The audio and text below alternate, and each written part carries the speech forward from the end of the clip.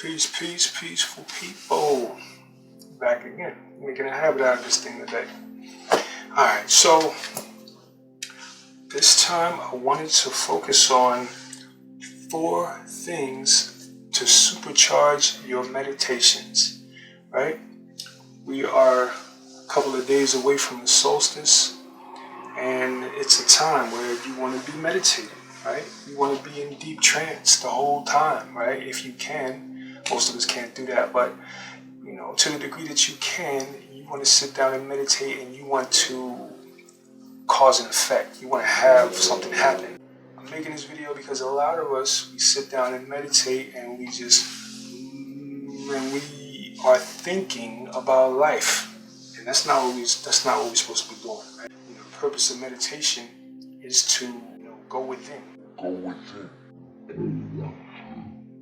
There's different purposes for going within, but one of the main purposes is to go in to receive a revelation from our higher power, to go within and to meet that creator, to get revelations, right? That's what I've been talking about on this channel the whole time. Many times what happens is we start meditating and sometimes we don't have the energy, we fall asleep. We find ourselves just sitting there with our eyes closed, and we're just thinking about stuff. That's not what we want, right? We got 4 things that we can do to supercharge our meditations. 4 things that we can do to get an effect when we do this thing, right? So the first thing that we can do is, and I said it before, fast, right? When we are empty, right, that's when we have the ability to receive, right? The analogy that the King, the 50th hexagram uses, it talks about, the ting cannot be used until it has been cleared. The ting is the cooking pot for the herbs, for the rituals, right? That feeds the priesthood, right? So that ting is the magical cooking pot. Well, your magical cooking pot, if it's full of stuff, can't receive. Even though you can meditate and, not be fasted, right?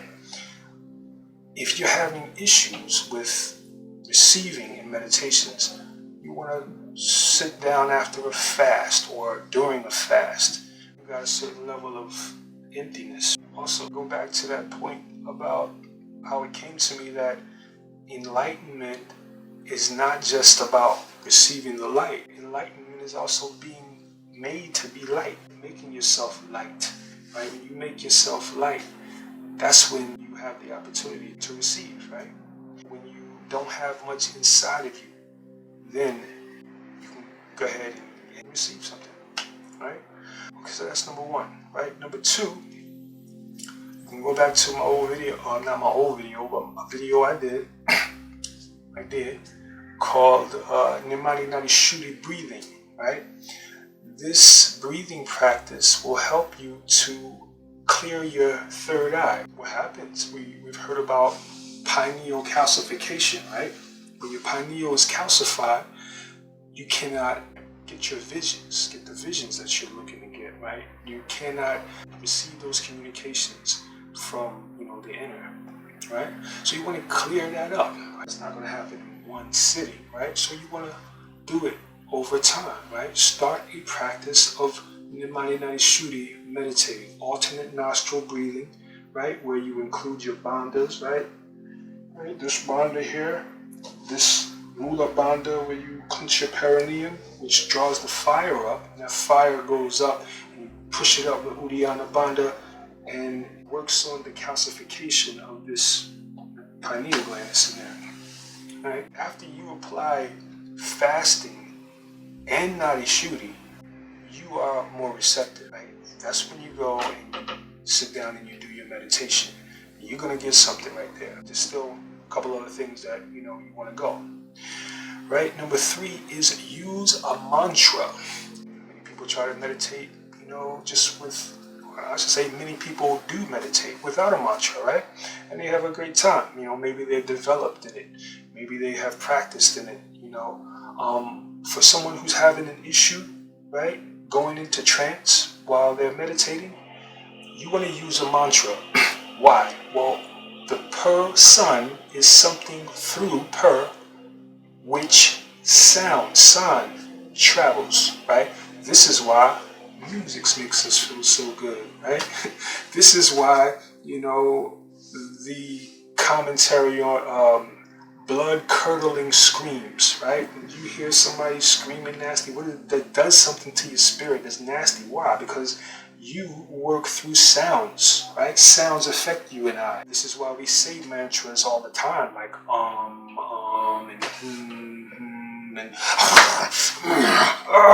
right? We say mantras all the time, right? Because that's how we affect responses in the spirit. So use a mantra, right? Right? The other reason you want to use a mantra is because what's happening with meditation is right now we are both, you and I, are involved in, a left brain activity, communication, right? We are, the left brain is how we, deal with the external plane, right? The waking plane, right? The plane where, you got your attention. We are awake, right? This is all left brain, governorship right now. We're using the left brain to communicate. We're using the left brain to figure things, logic. All of these things are, left brain stuff.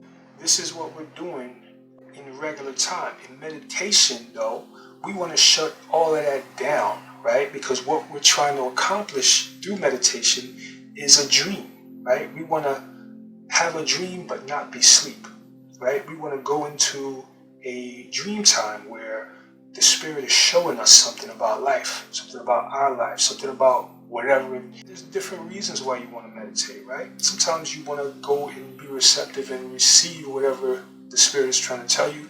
Other times you're trying to, bring something in, right? You're trying to do something, right? So you go in there with your visualizations, right? You go in there with your script that you made out. You want to sow a seed within yourself that you can germinate, right?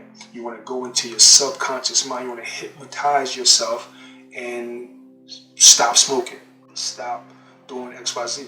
Hypnotize yourself to develop a new habit of getting up every day to do exercise or do your business or whatever it may be, right? So these are the reasons why you're going to be meditating now. But what you want to do is lull that left brain to sleep, right? Because that's the problem, right? The problem is why you're thinking instead of meditating. You're thinking because your left brain is still on go. Your left brain is like, yeah, I'm here. Let's do this and let's think about that and what about this and this over here. And you got your thought flow going on and you can't go into trance. That's what's happening. So the mantra now is a way to occupy the verbalizing centers, which is the left brain, right? So you occupy that. Whatever it is that you're saying, right? Whatever mantra that you are using to affect your spirit, right? The other effect again is the lulling asleep of that left brain, right? So you want to use mantra and do your meditation, right? And lastly, you want to focus on your objective and refocus. That's the whole thing. Really, we could say the focus was what we were trying to achieve from step 1 to 3, right? Now that we achieved that, right, we want to refocus because what happens is your brain, your mind, like a child, isn't always as disciplined as we want it to be. So we want to be here going home, but then once again you start thinking about what you did last night. You hear a sound out there and you think about, oh yeah, well that could be such and such coming in and da-da-da-da-da-da, right? And what happens? Now you're not chanting, right? Now the chant is gone, right? And you go back to number 3, use mantra internally, right? You don't, it's just an extra step to be verbalizing the mantra. So you might want to verbalize a few times in order to get it in your head, but you want to shut your mouth and hear yourself chanting that mantra. All right, now go back to step number 4. Right? So we come off mantra. We come off mantra to think about this, and then we say, dang, all right, let me reel it back, right? So you pull it back, and you get back on your focus, right? You might have a visualization, you might have a picture in your mind, you might use the hieroglyphs for what they're for meditation. Meditate on that Ankh. Go into trance vision of the Ankh, or vision of the the crook and the flail, or to reach Osir. Visions of the various mantras, right? Hold those pictographs in your mind as you're doing your chanting, right? Again, you want to always refocus, right? You want to always pull the child back from running into the street. Right? It's a good analogy somebody used a long time ago. Pull that child back. Wait. No, Junior, come back here. Sit down. All right, now focus, refocus. Right, so that's what you want to do, right? 1, you want to fast, be empty, right? Empty out your system, right? 2, you want to get your nadi shuddhi on, right? So you can open up that third eye, right? 3, you want to use a mantra, right? So you can shut down that left brain. Use the mantra for whatever it is you're trying to focus on, right? And 4, refocus, right? Refocus. Now, as many times as it takes, it might not happen just once or twice or 3 times.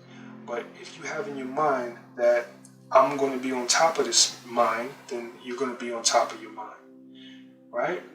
And that's that, right? So those are the 4 things that you could do to supercharge your meditations. All right, y'all. Have a happy solstice. Peace and love.